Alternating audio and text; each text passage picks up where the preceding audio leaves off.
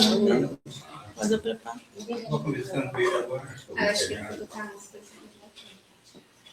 Eu estou esperando então. Venha. Vem, Raquel. Seguir o que tem, isso é importante. Não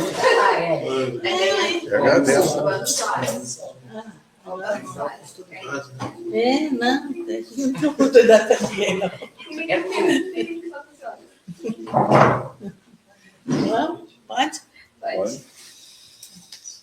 Boa noite. Boa noite. Tá ligado aí. Ligado. Boa noite. Boa noite. Então, hoje ele vai fazer o nosso preparo. E a Frane vai fazer o nosso estudo. Então, vamos iniciar o nosso trabalho. Boa noite a todos. Sejam todos bem-vindos à Casa de Francisco. Prepara do livro Lições da Vida, do Carlo Pacelli, pelo irmão José. E a lição de hoje se chama Visão. Busquemos ver as coisas além das aparências. Analisemos os acontecimentos em profundidade. Por detrás das atitudes de uma pessoa está o móvel de suas ações. O rótulo nem sempre revela o conteúdo. Embora ocultas, as raízes da árvore é que lhe garantem a vitalidade. De todos os sentidos humanos, o sentido da visão é o mais suscetível de enganos. Os grandes gênios são, antes de tudo, grandes clarividentes. Escreveu um grande poeta que o essencial é invisível para os olhos. Tomando por base nós mesmos, saberemos o que leva uma pessoa a agir dessa ou daquela maneira. Tentemos enxergar os homens com os olhos com que Cristo os enxergava. Sobretudo, não nos esqueçamos da sábia advertência evangélica. A candeia do corpo são os olhos. Se os teus olhos forem bons, todo o teu corpo terá luz. Graças a Deus. Então, Senhor, com a graça de Deus, com as bênçãos de Jesus e o amor de Maria, vamos iniciar o nosso estudo dessa noite, pedindo a Deus, nosso Pai, aos bons amigos espirituais aqui presentes, que possa estar conosco, nos amparando, nos ajudando a entender o estudo e entendendo, Senhor, que possamos praticar com a graça de Deus, com as bênçãos de Jesus e com o amor de Maria Santíssima. Graças a Deus.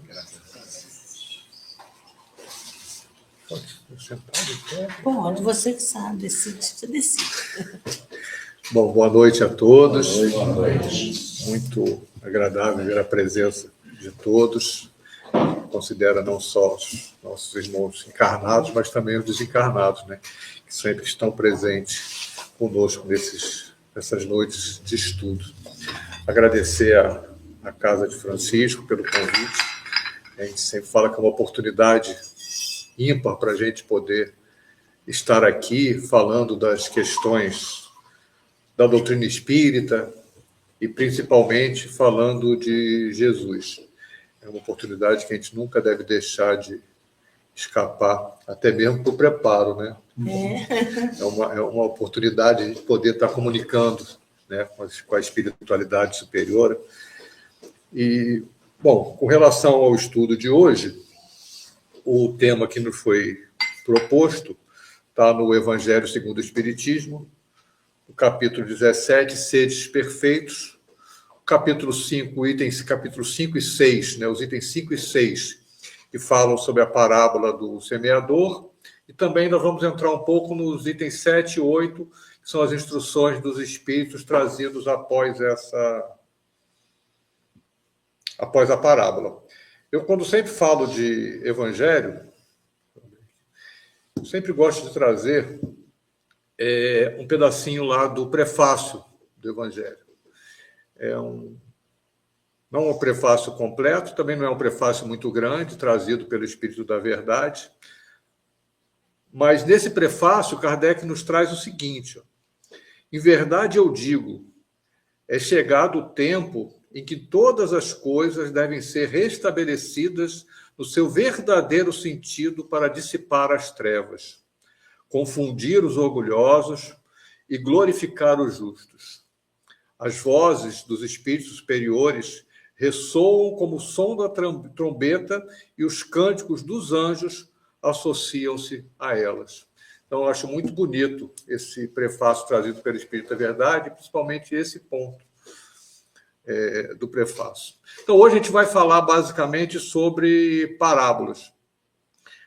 A parábola do semeador, que é uma parábola já muito conhecida por todos nós.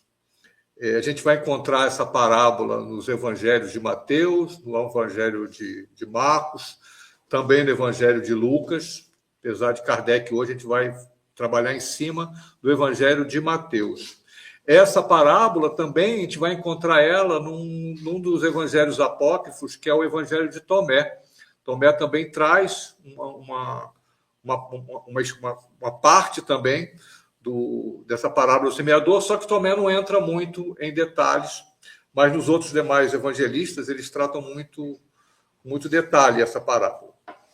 Antes da gente entrar basicamente no tema da aula de hoje, entender um pouquinho por que Jesus, assim trazia, por que Jesus ensinava ou trazia esses ensinamentos através das parábolas.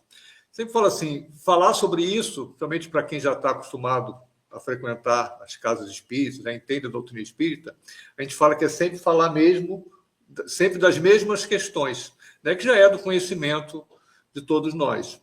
Mas tem dois pontos que eu acho importantes. Primeiro, quando as coisas se repetem muito, a gente prestar atenção que muitas das vezes a gente está precisando escutar mais vezes. E como a gente sabe aqui no salão, nós não temos só nós, espíritos encarnados. E muitos espíritos encarnados, muitos irmãos desencarnados são trazidos também para esses ensinamentos. Então, todos os pontos de uma palestra, de todos os ensinamentos, por mais que seja repetitivo, é muito importante para todos nós. Então, vamos entender por que Jesus trazia esse ensinamento através de parábolas. E toda vez que eu vou fazer um estudo sobre parábolas, eu gosto muito do livro de Parábolas e Ensinos de Jesus, de Caibar Schutel, porque ele especifica, ele vai lá nos detalhes da parábola e fica mais fácil da gente poder entender todos esses ensinamentos. Caibar, então, diz que a parábola, as formas que Jesus utilizava, é uma narrativa. Então, Jesus conta uma história onde o objetivo dessas parábolas é simplesmente transmitir essas verdades que, em determinados momentos, conforme elas forem passadas, às vezes, naquele momento, elas são um pouco difíceis de compreensão. E Jesus, então, utilizava essas parábolas continuamente, usava esse recurso, muitas das vezes, para esclarecer esses seus ensinos, por meio, normalmente, a grande maioria das palavras, com comparações com a vida comum de todos aqueles que estavam em seu entorno, e, principalmente, com essas parábolas, ele facilitava até mesmo aos discípulos o entendimento dessas questões espirituais. Lá em Mateus 13, logo após a parábola do semeador, os próprios discípulos perguntam, questionam a Jesus essa questão, e perguntam a ele, Jesus, por que falas por parábolas, e não fala diretamente? E a resposta é uma das passagens, assim, eu acho, mais bonitas também do Evangelho. Se bem que a gente separar alguma questão bonita, profunda do Evangelho é difícil, porque ele todo em si já é. Mas a resposta é porque ele diz o seguinte, é um pouco complexo assim da gente entender, mas a gente vai entrar mais a fundo disso. Ele diz que porque a vós é dado conhecer os mistérios do reino do céu, mas a eles não lhe és dado. Pois ao que tem, dar-se-lhe-á e terá em abundância. Mas ao que não tem, até aquilo que tem, ser-lhe-á tirado. Por isso lhes falo por parábolas, porque vendo não veem, e ouvindo não ouvem e nem entendem. Então, a gente precisa entender, vamos granular um pouquinho mais essas informações que Mateus nos traz, através dessa fala de Jesus, mais uma vez com Caibar Schutel, através do livro. Caibar Schutel diz o seguinte, que uma coisa, até interessante, porque o preparo também, né, vem falando sobre a questão, né? Ele vem falar que uma coisa é ver e ouvir com os olhos e o ouvido do corpo. Diferente, né? Outra coisa é ver e ouvir com os olhos e ouvidos do espírito, né? E o preparo fala isso, né? Da gente conseguir enxergar com profundidade, não simplesmente através da aparência, né? A gente entender. Ele traz até que a visão, né? A importância da visão em todas essas questões, né? Caibar ainda fala, então, que a condição que Jesus expõe, né? Como sendo indispensável justamente para nos dar e possuirmos a abundância, o que é de nós termos, como ele diz. Mas termos o quê? Né? Quando Jesus fala assim, nós termos, mas temos o quê? Né? Então é justamente esse entendimento, esse princípio doutrinário unido basicamente à nossa boa vontade. A boa vontade para a gente poder receber justamente essas verdades que nos são trazidas. Caibar, então, ele nos traz, com essa explicação, a chave que a gente vai ter para entender todo esse estudo, toda essa palestra da noite de hoje. Exemplificando, por exemplo, a diferença que ele pode trazer entre os fariseus, os doutores da lei, né? A que Jesus se dirigia já naquela época, que esses doutores da lei, esses fariseus, eles estavam justamente nessa parte onde eles ouviam, mas não escutavam. Eles viam, mas não enxergavam. Né? Quando ele compara isso aos discípulos, que não estavam simplesmente ali com os olhos e ouvidos físicos. Eles estavam ali com a disposição interior, tanto de ver quanto de ouvir. A parábola, no caso, ela não esconde nenhuma verdade simplesmente por capricho. Ela revela na exata medida, né, da boa vontade de cada um para recebê-la. Isso fica muito claro para a gente, porque nós mesmos, em determinados momentos em que a gente escuta ou que a gente lê uma parábola, o nosso entendimento com relação àquilo também vai mudando, né? A partir do tempo, a partir do nosso conhecimento, da nossa elevação moral, todos esses fatores também vão fazendo que esse nosso entendimento sobre aquela parábola seja vista de uma forma diferente. E aí é o mesmo princípio que a gente vai ver quando a gente entrar agora na parábola do semeador, que a gente vai entender, através dessa história, que esse problema não está relacionado à qualidade da semente, mas diretamente ao estado do terreno, onde serão colocadas essas sementes.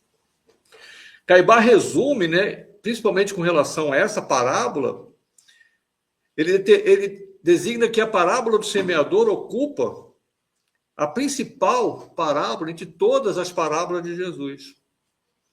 Ele diz no livro dele que a parábola do semeador é a parábola das parábolas.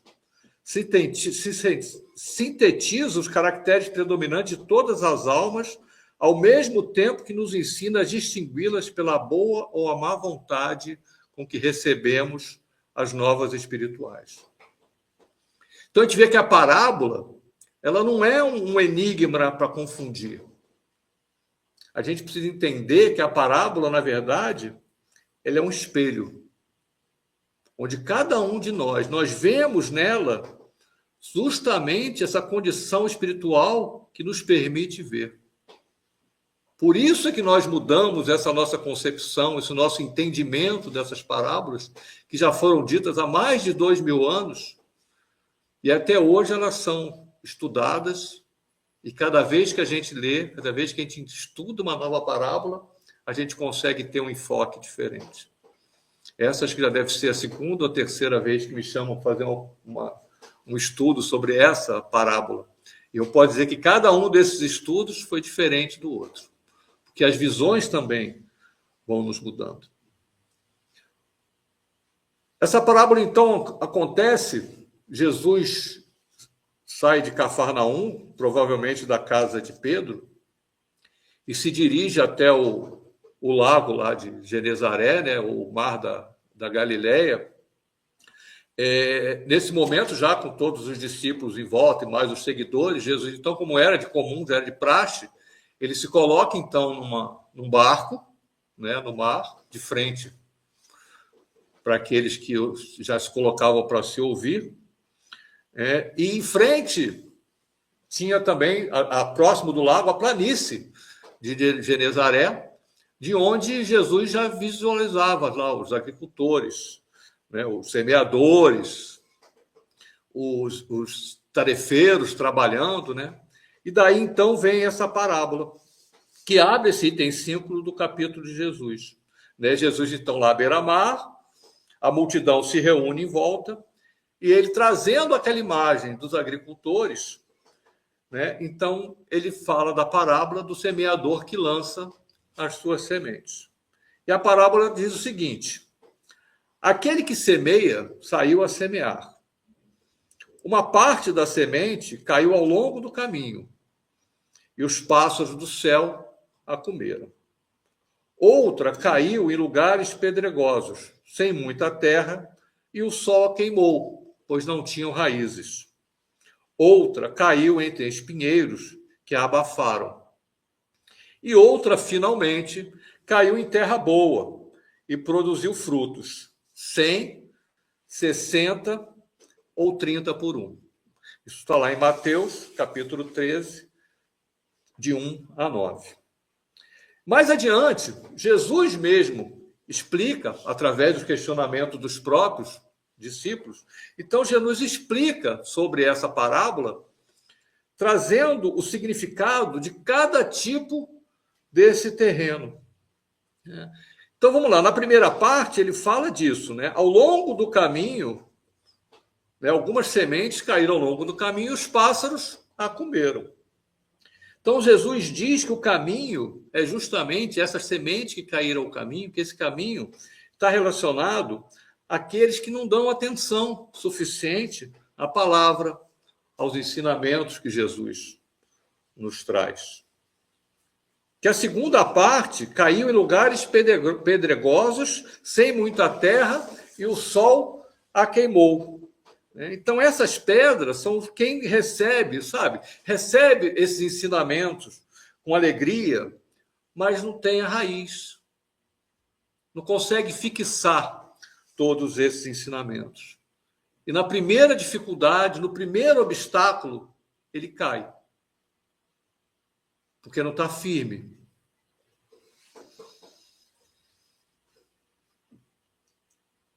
Outra caiu em espinheiros, que a abafaram. Ele diz, então, que os espinhos são quem se deixa abafar pelos cuidados do mundo e pela ilusão das riquezas. E, por último, a terra boa, que caiu, a semente que caiu em terra boa e que produziu frutos. Então, ele nos diz que a terra boa é principalmente aquele que escuta, presta atenção e produz o fruto. Importante a gente prestar com muita calma, entender todas essas passagens e todas essas informações. Já no item 6 do Evangelho, né, seguindo já o item 5, a parte a historinha da parábola, Kardec vem ter um cuidado de não deixar essa parábola apenas no campo doutrinário ou no campo evangélico genérico. Ele aplica diretamente essa parábola à nossa realidade como espíritas, principalmente, como trabalhadores, como frequentadores da casa espírita, como conhecedores da doutrina espírita. Então, nesse item 6, ele propõe que, assim como há diferentes tipos de terreno para a semente do evangelho, existem também diferentes categorias de pessoas dentro do próprio movimento espírita. Dentro da nossa doutrina espírita, também existem diferentes categorias de pessoas. Ele nos diz que a parábola do semeador exprime perfeitamente as matizes existentes na maneira de serem utilizados os ensinos do Evangelho. De que forma nós estamos recebendo esses ensinamentos? De que forma nós estamos tendo esses conhecimentos e a responsabilidade que nos cabe com relação a esses ensinamentos que estamos recebendo? E de que forma nós os estamos tratando? Como é que está a nossa prática? Gandhi fala, né? Até quando ele fala das bem-aventuranças, Gandhi não era cristão. É importante em trazer uma pessoa de uma denominação fora do cristianismo. Tem uma frase famosa de Gandhi que ele fala que se todos os livros sacros da humanidade se perdessem e só salvassem as bem-aventuranças, tudo estaria resolvido. E Gandhi também, ele diz que se ele tivesse à frente dele essas bem-aventuranças, né, ele aplicaria literalmente, enquanto que muitos de nós ainda aplicamos ela teoricamente. Mas voltando aqui. Então, Kardec traz aqui 4 espelhos para nosso autoexame. É para cada um. Para a gente pensar e refletir dentro de cada um de nós. Né? De como seremos nós como estivesse recebendo essa semente. E aí ele vai definir esses 4 perfis como convite para o nosso espelho. Para nós olharmos para nós mesmos. Porque não adianta a gente olhar para o vizinho, né? Porque a gente escuta, na casa espírita, a gente escuta determinadas palestras e a gente já pensa logo assim, mas... Né? Fulano tinha que estar aqui para escutar isso. Né? Eu vou gravar isso aqui e vou passar para ele. Né? Porque a gente vê o outro é bem mais fácil. A gente identificar os erros dos outros é bem mais fácil. Né? Mas a gente vê os nossos. Né? A nossa autorreflexão, o nosso melhoramento. Eu trabalho na área comercial já há muitos anos. E eu tenho uma questão que a gente fala muito aqui assim, poxa, mas eu já falei, não só na área comercial, né, mas na vida, sim, já falei 500 vezes e ele não entende. Será que não é você que está falando errado? Não é? Porque você fala uma vez, a pessoa não atende. Você fala a segunda, né? Fala a terceira. Você já tentou você mudar a forma de se comunicar? Né? Se eu estou na área comercial, eu vou montar alguma estratégia para atingir as metas que eu tenho. E muitas das vezes você pensa que a pessoa não entendeu, que é muito mais fácil você botar a culpa na outra pessoa. Mas muitas das vezes é você que não está sabendo se comunicar da forma correta. Né? Por isso que essa autocrítica é importante em tudo na vida. E quando a gente vai falar dos ensinamentos de Jesus, da doutrina espírita, principalmente. Eu estou aqui, assim, vocês não me conhecem. Vocês podem pensar que eu sou, né? A visão que vocês têm de mim, a visão dos olhos, pode ser uma. Mas vocês sabem como é que eu sou lá fora? Como é que eu sou em casa? Hoje eu posso até falar que minha mulher não está aqui, quando ela vem sempre na palestra. Quando ela não vem, a gente pode... Está gravado? Então eu não vou falar, não. Mas assim, vocês não sabem. Né? Às vezes vocês vão cruzar comigo no mercado ali, vão ver eu falando assim, atrocidade. Eu vou assim, poxa, mas olha só, ele está fazendo a palestra lá na casa de Francisco. Entendeu? Mas tem alguém que está sempre vendo o que a gente faz. Somos nós mesmos. E aí é a nossa condição moral. Então, por isso que é importante a gente ter, principalmente esse conhecimento. Quem está chegando há pouco tempo na doutrina espírita, se tiver alguém aqui chegando há pouco tempo, lamento informar. Agora você vai ficar sabendo de quase tudo. E aí a responsabilidade da gente aumenta, né? A gente não pode falar assim, mas eu não sabia. Não, agora você sabe. Então... Bom, então vamos lá. Então, Kardec traz essa questão, né? Mais ou menos o que trouxe na parte anterior que eu falei. O terreno do caminho, os que apenas atentam nos fenômenos materiais, sem nenhuma consequência tiram deles. Aqueles que levam o espiritismo, os ensinamentos da doutrina espírita, ou os ensinamentos de Jesus, simplesmente como curiosidade, um fato isolado, e que não reflete em nada na vida, né? Ou na minha, ou na de vocês, ou de qualquer pessoa. Esses ensinamentos, como se fossem, eles batem e se refletem, não fixam. O terreno pedregoso são aqueles que apenas se preocupam com o lado brilhante das comunicações dos espíritos. Tem interesse simplesmente quando essas mensagens os agradam. Tá bom para mim? Está me satisfazendo? Perfeito. Não está me atendendo mais? Então não me serve mais. Esse é esse terreno pedregoso, né? Que o sol vai queimar porque você não consegue criar essas raízes. Kardec traz ainda que o terreno dos espíritos são os que reconhecem muito bem, muito bons os conselhos, os admiram, mas para serem aplicados ao outro, não a si próprio. E aí eles são abafados, porque assim, quando nós encarnamos, quando nós aqui viemos, nós viemos com um objetivo. Ninguém caiu aqui por acaso. Nós temos uma missão, foi feito um planejamento.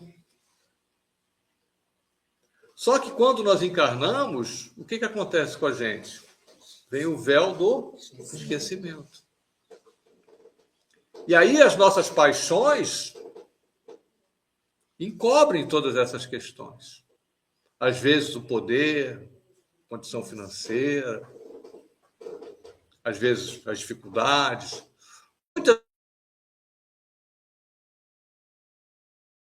Tiram,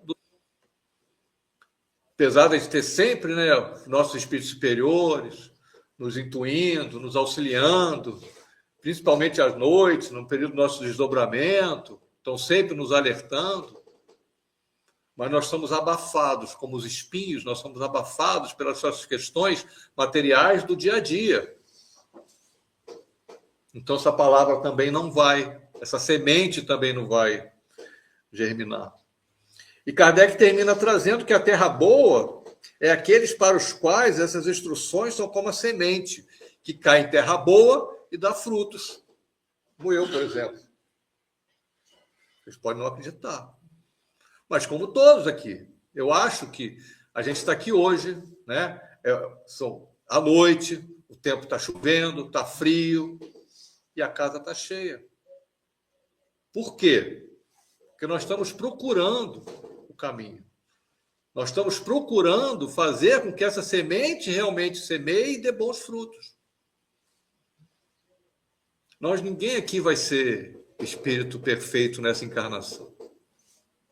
Mas a gente precisa caminhar, a gente precisa dar sequência. A gente precisa diminuir os nossos débitos para as próximas encarnações. Se a gente já está pagando as contas da encarnação passada, e com certeza tem mais que a gente não trouxe agora, que a gente deixou para a próxima, se a gente acumular mais dívida ainda, isso não vai acabar nunca. A gente vai ficar nesse círculo vicioso eternamente. E aí, quando ele vai falar do terreno dos espinhos, que é esse terceiro perfil, é bom a gente entrar, porque é um ponto bem sutil dessa passagem, né? Kardec diz que aqueles que conhecem a doutrina, admiram os textos, concordam com os princípios, né? Mas, como ele falou, normalmente aplica essa questão nos outros, né? Fulano deveria ser mais paciente, Beltrano deveria perdoar. E nós simplesmente nos excluímos dessa régua que nós mesmos aplicamos. Então é importante a gente ter esse autoexame. Não é uma autoacusação,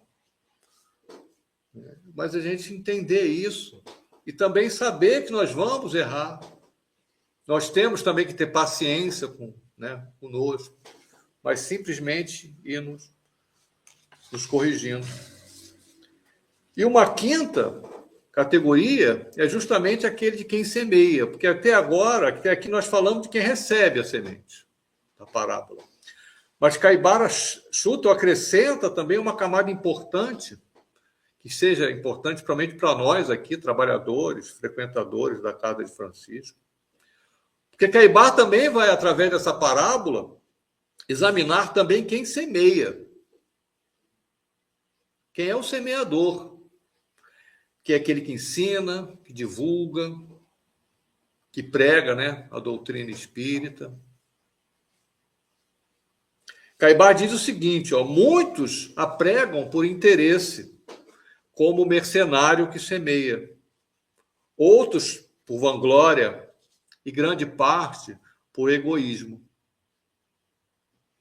Nesse caso, não dissipam as trevas, mas aumentam-nas.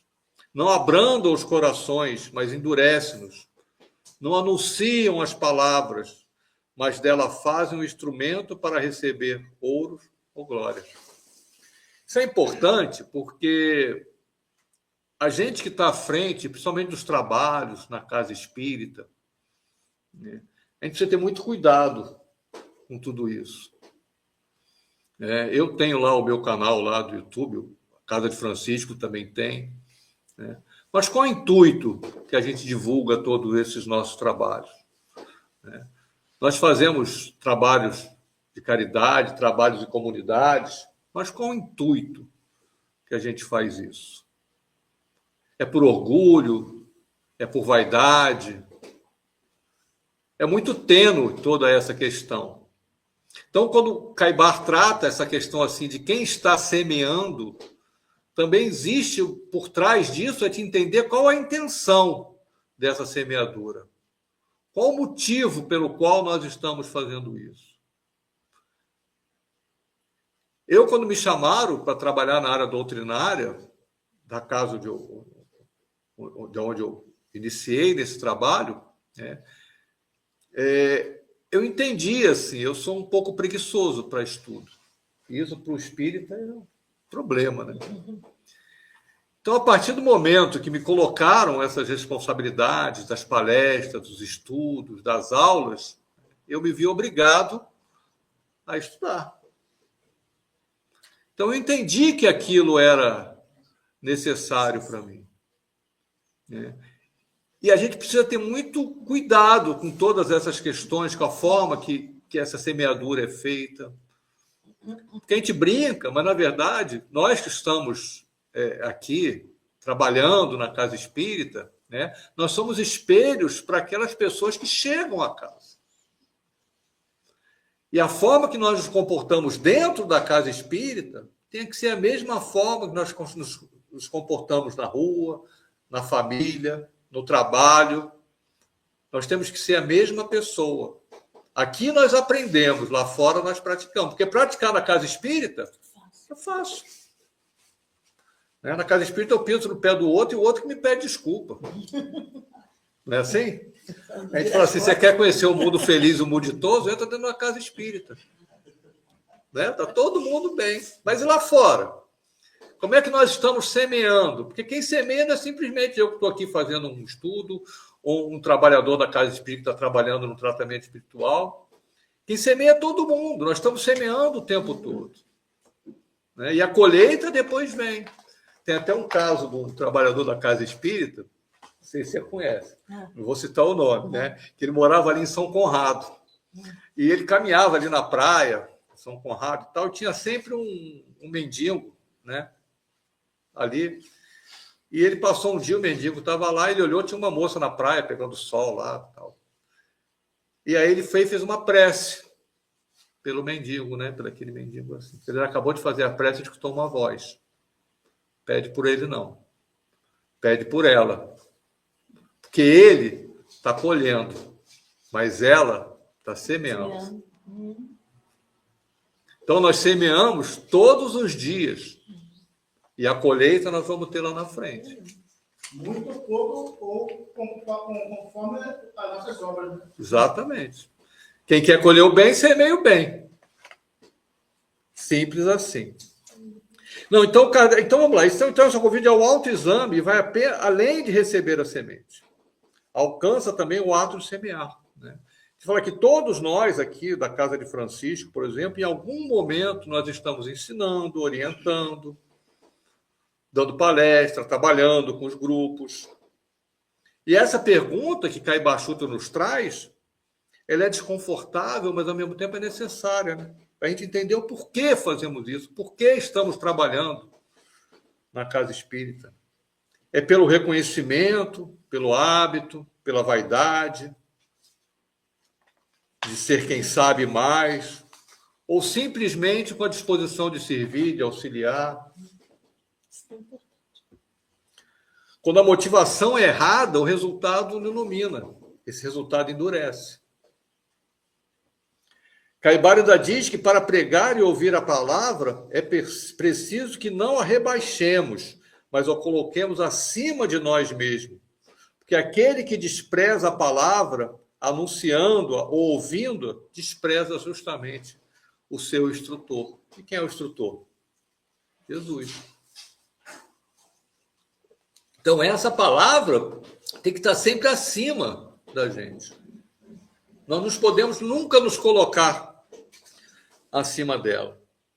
Isso vale tanto para quem ensina, quanto para quem, principalmente para quem aprende também. A régua, nesse caso, ela é a mesma. Colocar essa palavra acima de nós é o oposto do terreno com espinho. Não se trata de usar a doutrina para nos engrandecer, nem para engrandecer a nossa imagem de trabalhador, mas nos deixarmos, principalmente, transformar por ela primeiro. O grande objetivo de eu ter estudado tudo isso aqui, quem escuta primeiro sou eu. Né? Muitas das vezes a gente tem vaidade, orgulho do trabalho que a gente faz em determinada casa espírita, mas nós somos os mais necessitados. Nós estamos nesse trabalho porque nós somos os mais necessitados. Nós somos os que mais precisamos.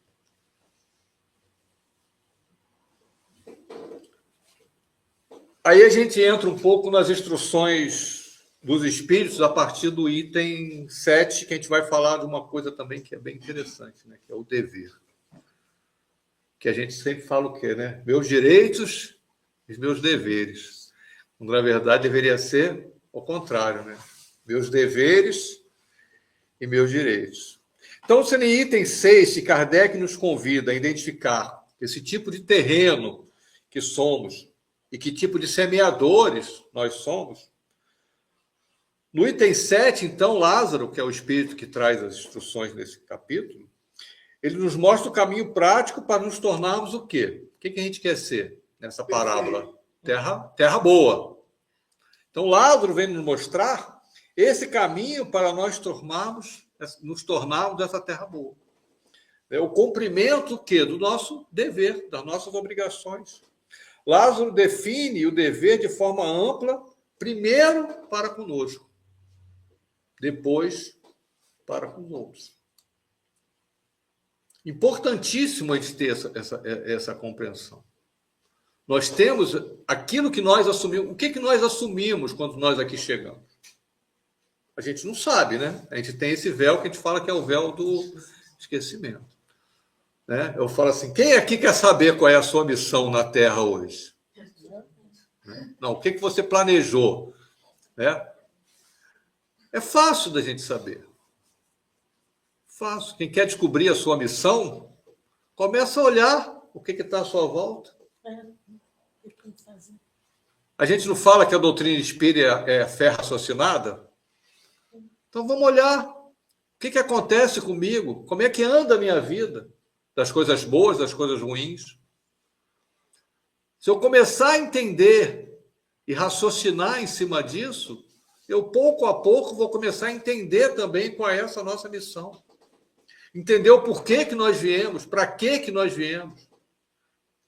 Tudo tem um motivo, ou de bom ou de ruim. A gente precisa entender isso. Às vezes, as ferramentas nos são dadas, né, nos bons momentos, com algum motivo. Sempre tem um motivo. O que nós estamos fazendo com essas ferramentas, com esses dons que nós temos? Voltando mais uma vez, né, na casa espírita, né, quando chamam a gente para um trabalho, você fala assim, mas eu ainda não estou Preparado. eu não estou pronto, não estou preparado. Não. A gente está sempre pronto, é sempre preparado. Lógico, nós temos que seguir as regras, nos apresentar da melhor forma possível, porque a espiritualidade vai estar ali junto trabalhando, e nós temos essa responsabilidade também. Mas prontos e preparados, a gente vai estar sempre. Basta a gente se colocar à disposição e principalmente com boa vontade. Lázaro diz que o dever é a obrigação moral da criatura para consigo mesmo. Primeiro e em seguida para com os outros. E diz que o dever é a lei da vida. Kardec muitas das vezes vai falar essa palavra da lei. Em muitos pontos você vai escutar ele falar da lei. E lei é para ser cumprida, não é para ser discutida. Então, Kardec é muito feliz quando ele coloca esse ponto. Sabe, quando eu falei aqui no início, assim, se eu cometer um deslize qualquer lá fora e eu for a julgamento num tribunal, a única coisa que eu não posso alegar é que eu não sabia que aquilo era contra a lei. Isso não exime a minha responsabilidade na lei humana. E as leis de Deus, as leis divinas, essas leis naturais, estão dentro de nós, a gente sabe. Todo mundo sabe quando fez alguma coisa errada. Você pode não ter uma consciência plena, mas lá dentro de você alguma coisa vai dizer. E se você infringe uma lei, tem uma consequência. Só que nesse tribunal que Jesus cita e que Kardec nos traz, diferente do nosso tribunal humano, o juiz, o júri, o promotor e a vítima é uma pessoa só. Somos nós mesmos. Nós cometemos a infração e nós mesmos temos que nos julgar. Então é importante quando ele fala daquela lei. Então aqui Lázaro distingue o dever moral íntimo. É aquele dever que nós temos obrigação, e ele fala assim, sem testemunha. É o que nós fazemos quando ninguém está olhando. Né? Como eu falei assim, tem sempre alguém olhando. Somos nós mesmos. Então, isso é que define a nossa moral. É esse dever que nós temos conosco. Esse dever que nós temos que cumprir quando ninguém está olhando. Quando ninguém está prestando atenção na gente. Ele fala que sem testemunha, sem aplausos, como acontece no dever profissional ou social, que tem regras externas. O dever do coração é o mais difícil, justamente porque não tem ninguém olhando e não tem ninguém nos cobrando.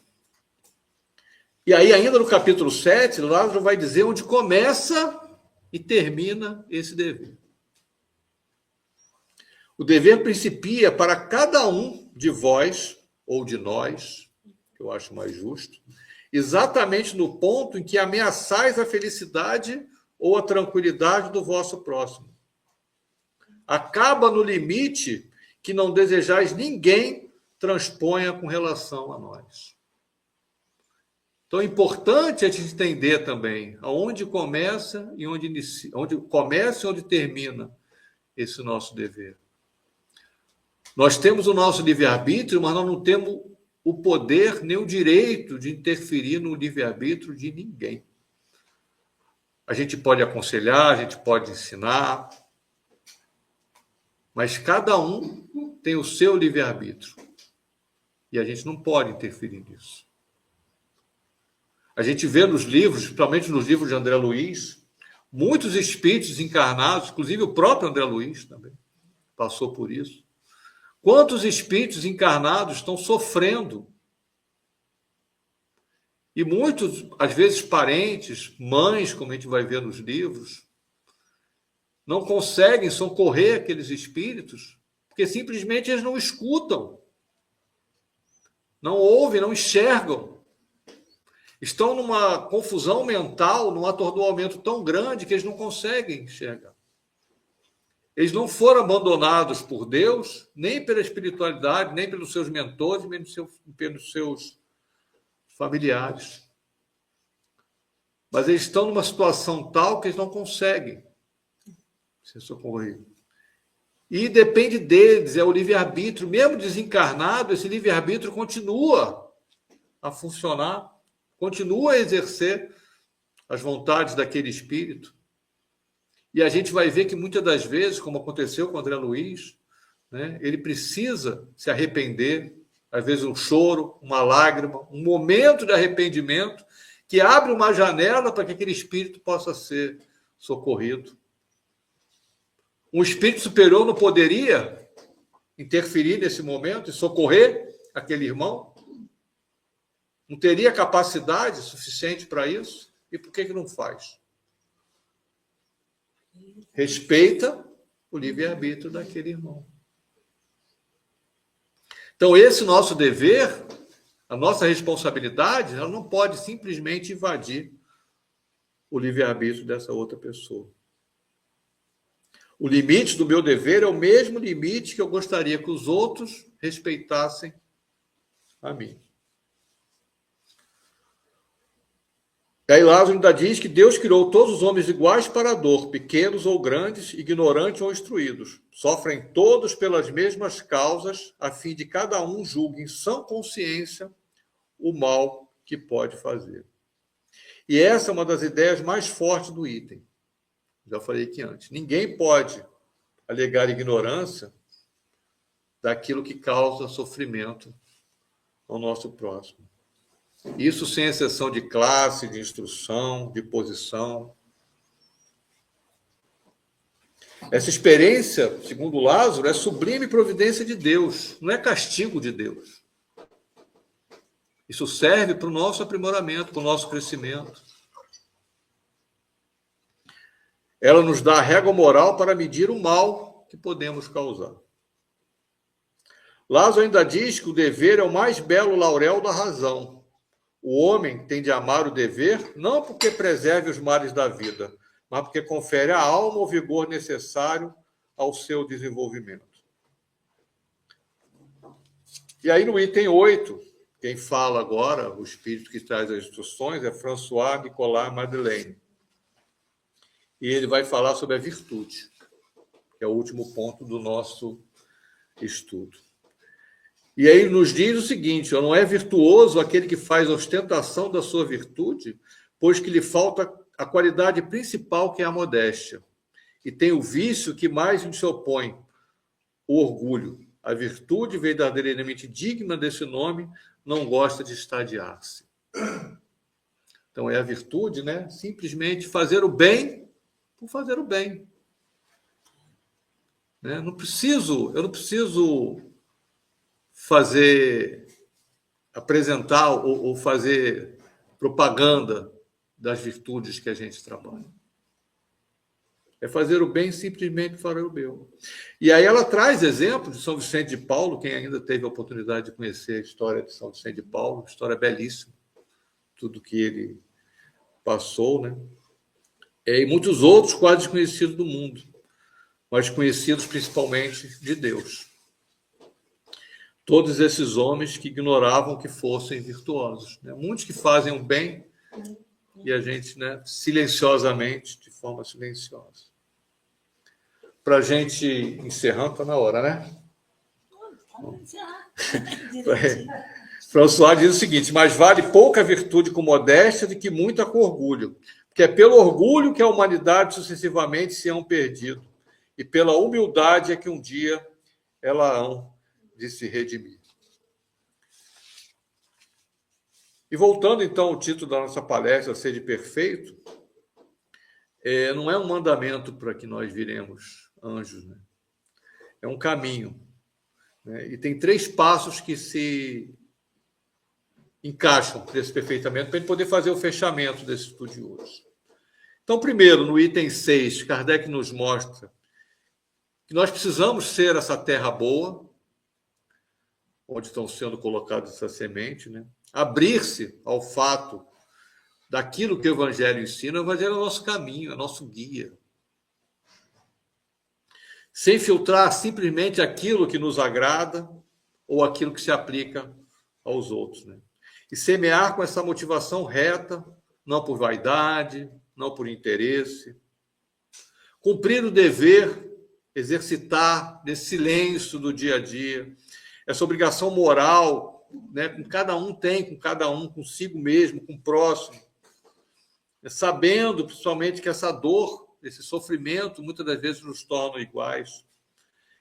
E principalmente viver essa virtude com modéstia, né? Deixar que o fruto apareça sem precisar que ele seja anunciado. Tem uma historinha de um condomínio, condomínio residencial, que tinha uma árvore, uma figueira lá no jardim comum. E todo morador sabia daquela figueira e gostava daquela figueira. Apreciava a sombra, né, os frutos, mas ninguém regava a figueira. Ninguém podava os galhos, ninguém limpava as folhas que caíam. E aí a figueira começou a definhar. E aí, na reunião de condomínio, virou um grande tribunal. Porque a administração precisa cuidar dessa figueira. Alguém precisa fazer isso. Eu pago minha cota todo mês. Eu tenho direito a ter essa árvore, eu tenho direito a ter esse jardim. E a discussão foi adentro. Apenas um morador, sem dizer nada a ninguém, começou simplesmente a regar e tratar das figueiras na manhã de sábado, que é quando ele tinha tempo. Ele não era zelador, não foi contratado, ninguém pediu, não falou nada sobre isso. E na primavera, a figueira floresceu. E na reunião seguinte, vários moradores comentavam satisfeitos. Que bom que resolveram o problema da figueira. E o morador simplesmente não disse nada. Essa historinha, se a gente trouxer um contraponto aqui para a gente, a figueira é a nossa doutrina espírita. O jardim é o nosso centro, é a nossa casa espírita. Os frutos, né, o figo, são os frutos do espírito. Cada morador sabe que tem direito à sombra, mas apenas um exerceu esse dever silencioso. E essa virtude que a gente traz do item 8 está exatamente aí. Esse morador não revelou para ninguém que era ele que estava cuidando da figueira. E para encerrar mesmo, uma passagem de Meimei, psicografada por Chico Xavier, está no livro O Ideal Espírita, no capítulo 35. Meimei nos traz que se tempestades sempre novas te vergastam a alma, continua semeando. Se o banimento e a solidão devem constituir a herança transitória do teu destino, recorda que o divino semeador, que, embora piedoso e justo, preferiu a cruz por amor à verdade e prossegue semeando mesmo assim, na certeza de que Deus te basta, porque tudo passa no mundo, menos Deus. Muito obrigado, muita paz a todos.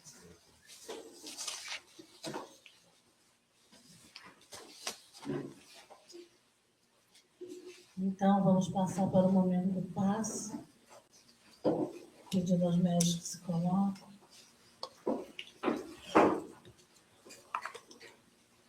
Silêncio no meu peito.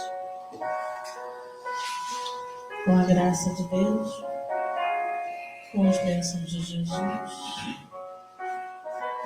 vamos iniciar o nosso passe. A voz de Maria, dentro da harmonia, Graças a Deus. que me traz conforto e alivia as dores das minhas feridas. A voz de Maria,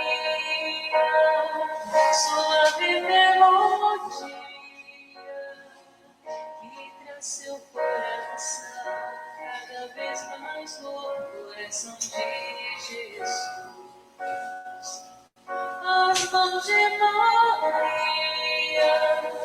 sobre a harmonia, sua santa bênção, sua proteção para minha vida. A voz de Maria, as mãos de Maria, seu sorriso doce que me faz cantar. Tu és minha mãe, Maria.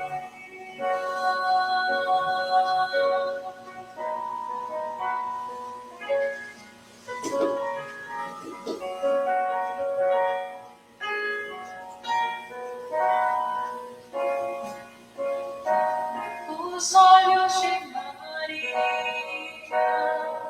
dentro da alma minha, aquece o coração, retira a frieza e o perdoar me ensina. O amor de Maria, tão doce poesia, dentro do coração sussurra mais e mais o nome de Jesus. O olhar de Maria, dentro da harmonia, tão linda beleza e bênção ternura e harmonia. A voz de Maria, o olhar de Maria, seu sorriso doce que me faz cantar. Tu és minha mãe,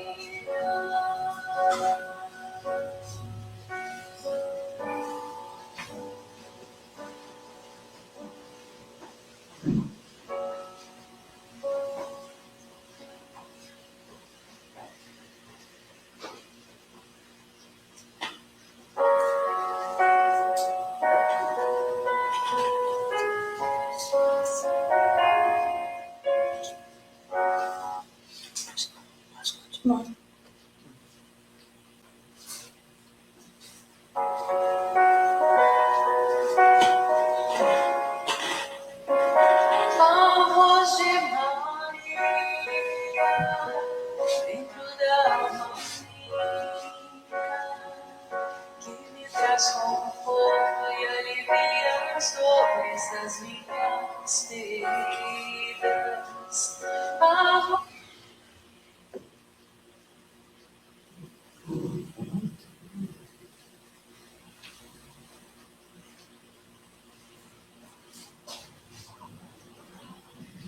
Então, Senhor, com a graça de Deus, com as bênçãos de Jesus e o amor de Maria Santíssima,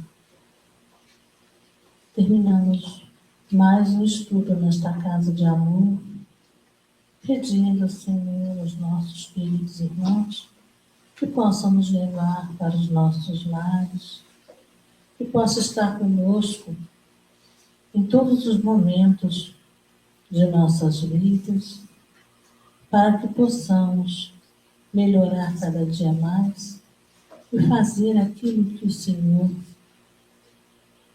espera de cada um de nós.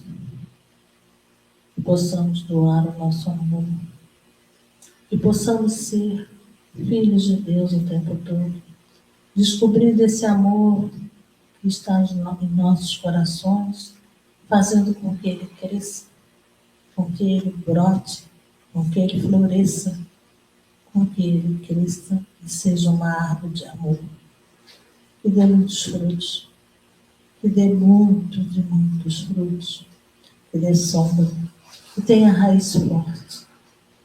Senhor, ilumine os nossos corações, para que possamos te ver, para que possamos estar contigo o tempo todo, com a graça de Deus, com as bênçãos de Jesus e o amor de Maria Santíssima, graças a Deus.